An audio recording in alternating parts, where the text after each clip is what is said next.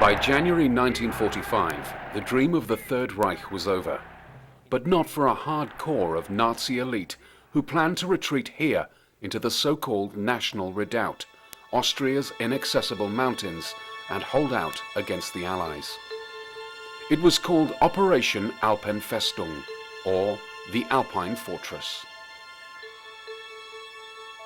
The Austrian Alps hold some of Europe's deepest lakes, where, according to some, a vast treasure was secretly deposited to fund the Fourth Reich.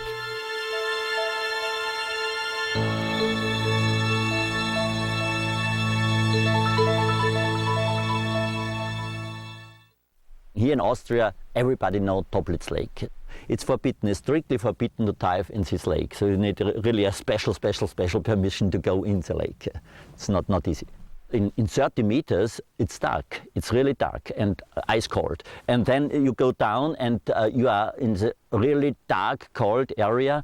In this deep, it's danger. People died in this lake, they go deep, so looking also for some interesting thing, maybe for treasure, maybe for gold, nobody knows. It's not just an idea or a dream, it's real because the people talk about this and the people said there must be something inside.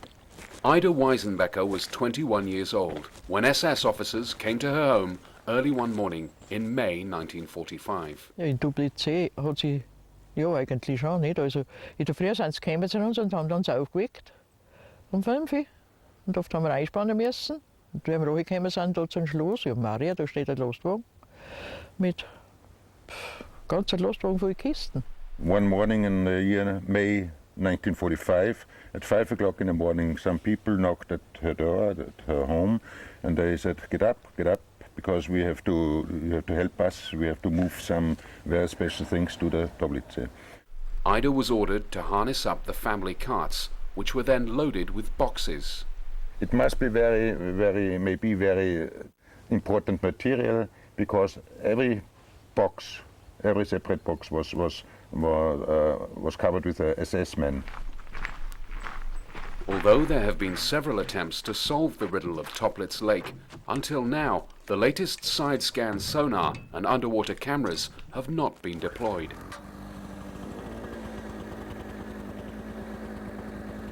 American treasure hunter Norman Scott has finally been granted permission to use this equipment in the lake.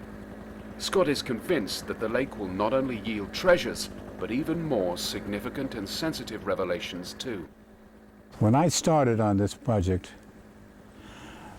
I went to who I thought was one of the most knowledgeable people on Nazism, and that was Simon Wiesenthal.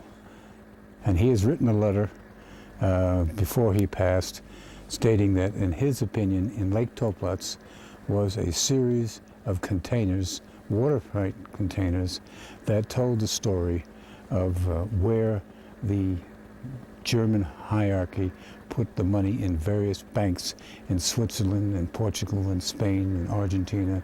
And those banks and their numbers are contained in this lake, according to Simon Wiesenthal.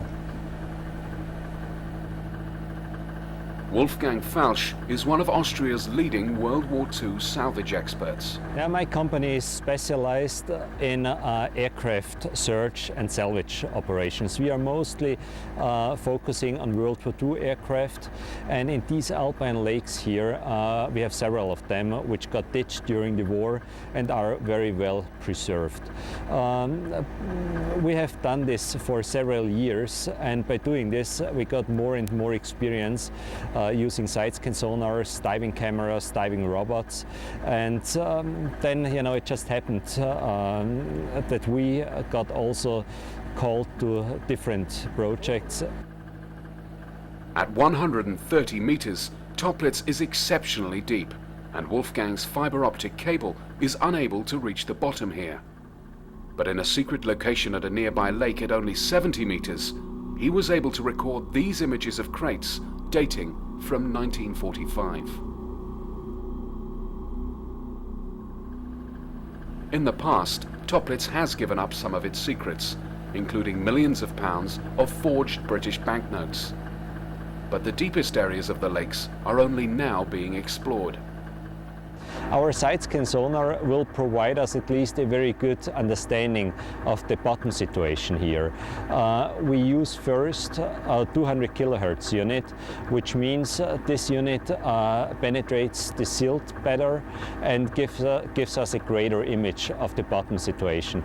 After that, we are going to deploy our 340 kilohertz unit, which has a solution of approximately 10 centimeters, so about 4 inches.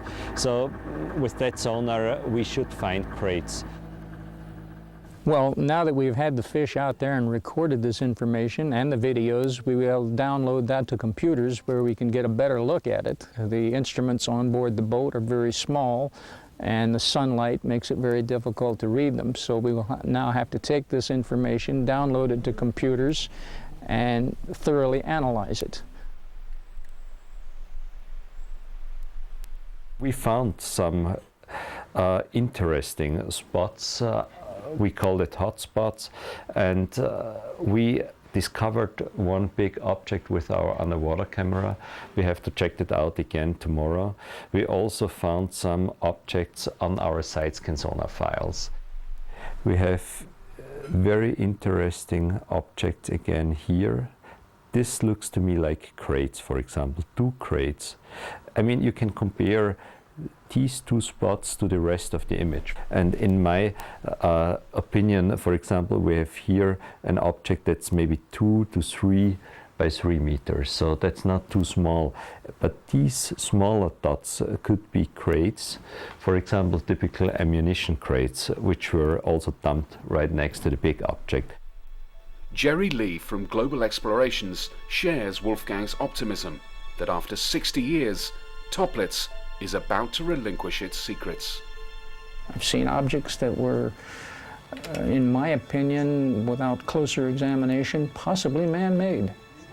And not just military hardware, boxes, things of that type.